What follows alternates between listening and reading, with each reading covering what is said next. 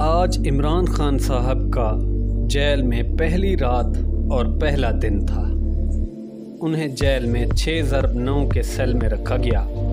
انہیں جیل میں 1 عدد پنکھا، 1 کولر اور سونے کے لیے 1 عدد میٹرس دیا گیا۔ صبح کا ناشتہ باہر کے یا گھر کے بجائے انہیں جیل کا ہی دیا گیا۔ اندر کے لوگ بتاتے ہیں کہ خان صاحب ساری رات جاگتے رہے اور عبادت بھی کرتے رہے۔ انہوں نے جیل کے کھانے سے ناشتہ کیا، صبح کی نماز پڑھی اور اس کے بعد سوئے۔